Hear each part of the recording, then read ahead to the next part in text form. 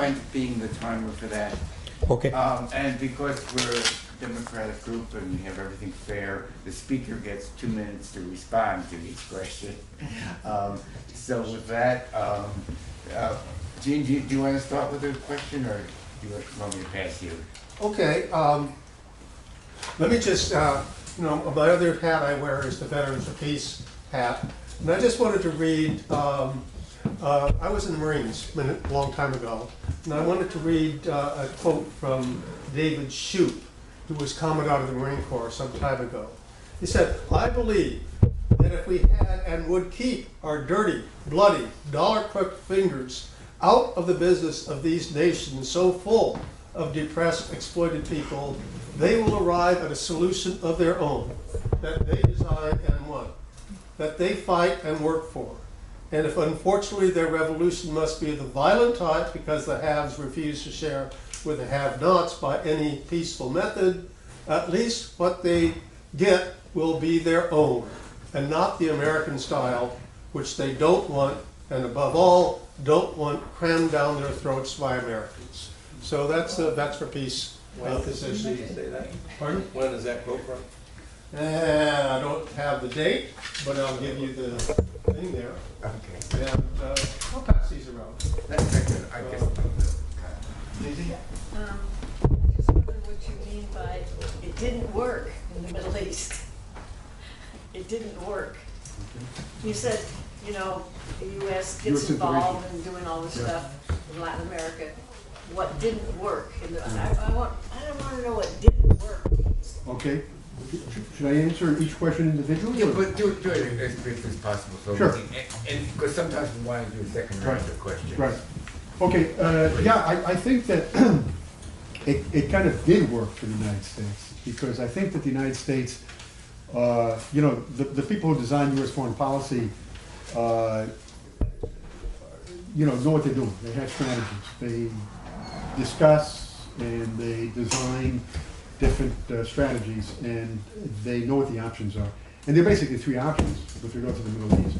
Either a government that is pro-U.S. and is liberal, democratic, electoral democracy, smattering of reforms. That's one option. The second, one scenario. They talk about best case scenarios, worst case scenarios. That's the first one. The second one is a Nasser type government, not a socialist government, but a nationalistic government like Nasser in Egypt in the 1950s. And the third is chaos. Now they know that the first, chaos, anarchy, they know that the first is an unlikely scenario for the Middle East. So they're basically choosing between the second and third. And they would prefer the third. And that's been demonstrated time and time again. We see it in Afghanistan, we see it in Iraq, we could possibly see it in Syria. That's what they're fighting for. We see it in Libya. And I think we would see it in Venezuela if they were to succeed in toppling Maduro. The opposition is very unpopular in Venezuela. And there would be a lot of resistance to a right-wing government, a neoliberal promoted government. And so that's probably what would be in store for the Venezuelan people if Maduro was overthrown. But that works from the U.S. viewpoint. Chaos is better than a nationalistic government that is not to the liking of the United States. So, would you have a question? You said? Yes. It's about the region. I'd be interested in hearing your views on.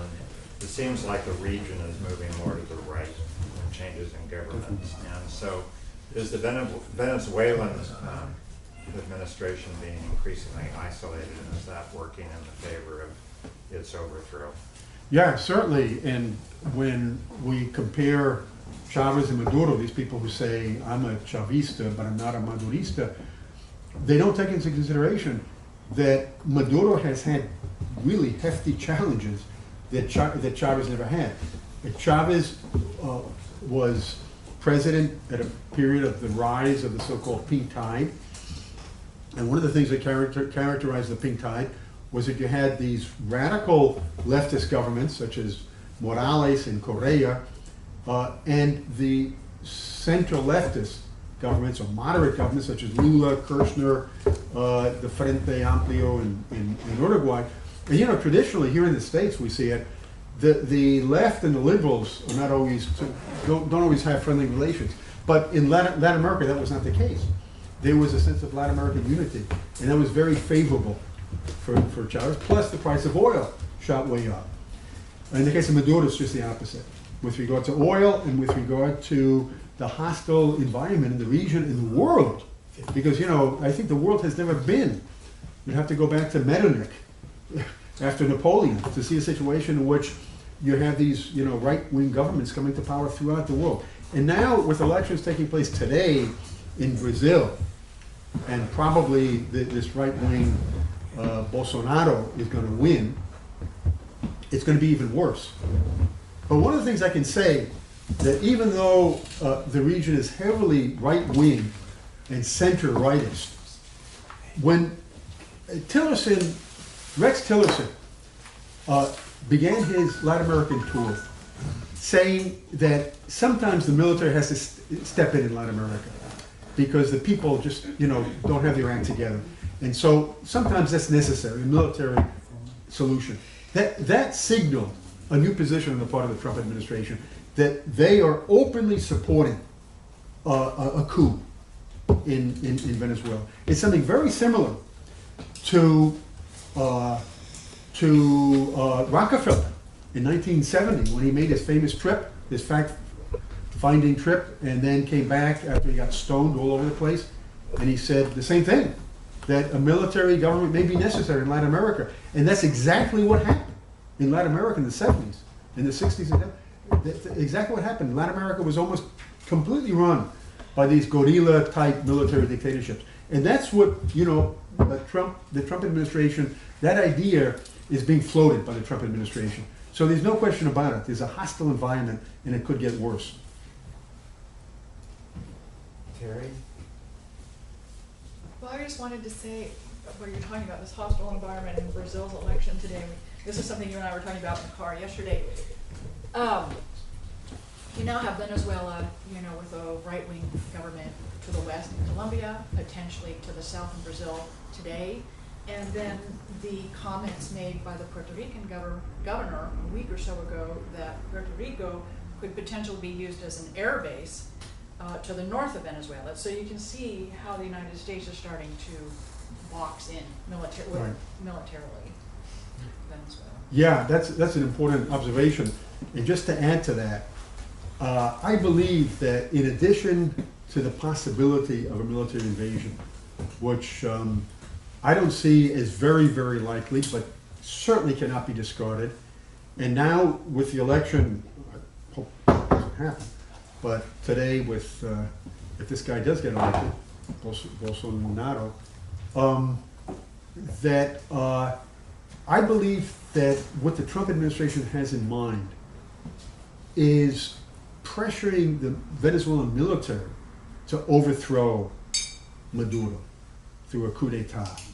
Because if there is an invasion, I mean, I mean, all Venezuelans are gonna suffer. Everybody's life will be at stake, not just the Chavistas.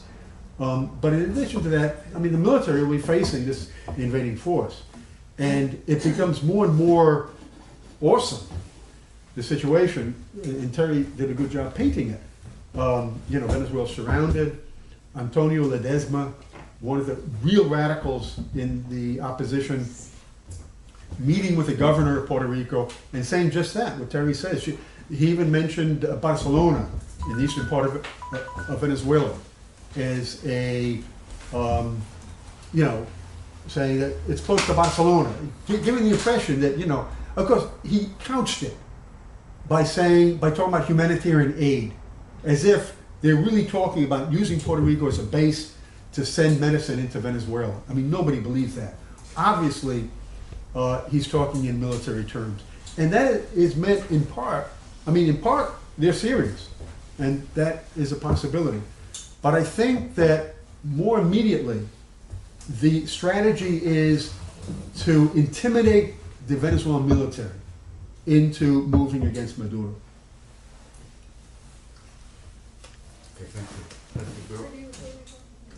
Let's see, Richard, you So, I was gonna ask a question, but you've been running all around, so I'm gonna state the question and say thanks for anticipating me. And that was, I wanted to hear a little bit about the balance of forces within Venezuela, and what I mean by that is specifically, it's like, say, compared to Nicaragua in '79 or whenever that was, the Sandinistas were there, and there was 3 or 4 other left parties and a couple of right-wing parties, and I saw that 5 years later in '84 when they had the first elections. You all came out of the closet or out of the woodwork, and you know they all had their own newspaper, usually paid for by somewhere in the U.S. Yeah. And they were all out on the street trying, you know, even if they had 2% of the Yeah. electoral force, they were trying to get votes.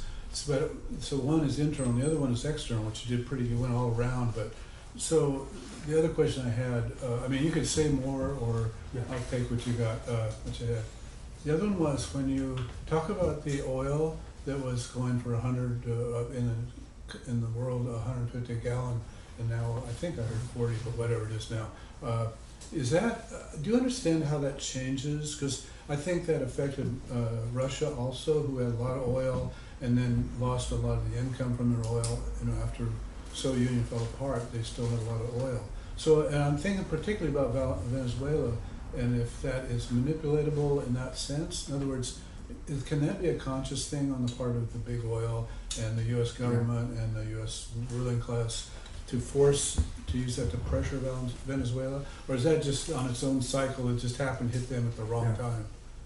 Okay, Roger, you're gonna have to give me 2 minutes for both. One, I think at least one and a might half need of more them. than that. So, the first, That's your privilege. point, okay, the first point about the balance of forces, everybody in Venezuela says that one of the main things that the government has going for it is the opposition. The opposition is incompetent and all that.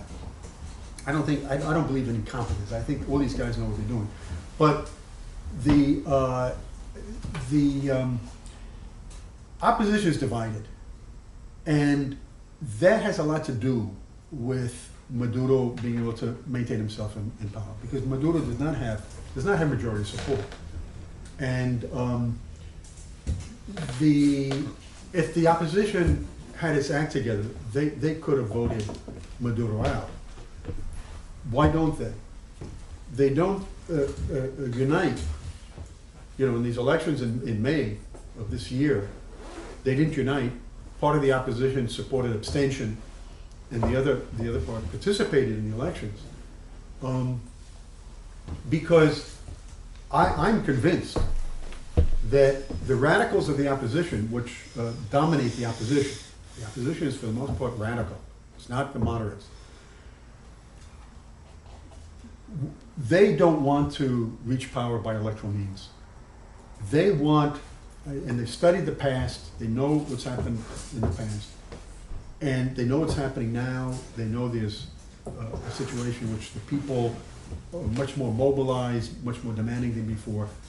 They say, if we reach power by electoral means, how are we going to implement our radical neoliberal policies? They want to jail the Chavistas. They want to use repression. They have a Pinochet type scenario. And I'm not just saying this because, you know, I'm a lefty and, you know, leftists talk in those terms. I say it because the opposition leaders constantly talk about jailing the Chavistas. Just to give you one example, the head of AD, Henry Ramos, which isn't one of the most radical parties of the opposition, but you know, they're not moderate either.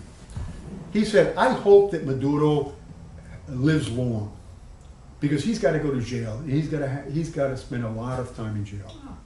That's what Ramos said. And you hear this kind of thing over and over and over. And one of the opposition slogan is no to impunity. So what is their game plan?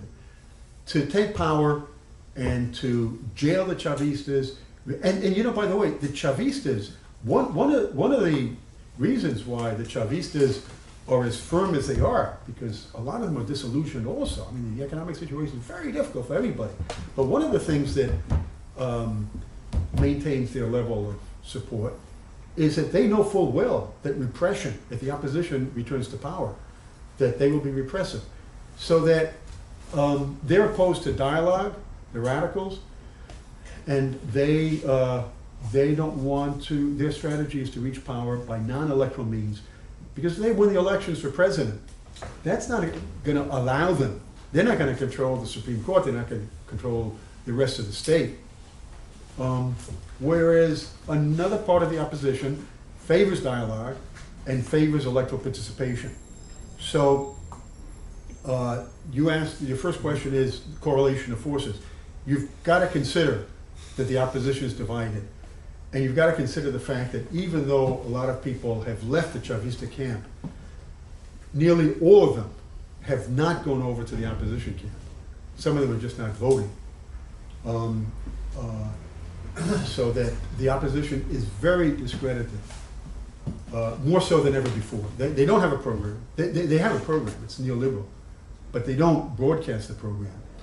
And some of the members of the opposition are not gung-ho neoliberals either. They're ambivalent. But you don't have an opposition that is anti-neoliberal. It's all, on the right. But some of them, support neoliberalism in a big way, and a few of them are kind of lukewarm about neoliberalism. So that's got to be considered. The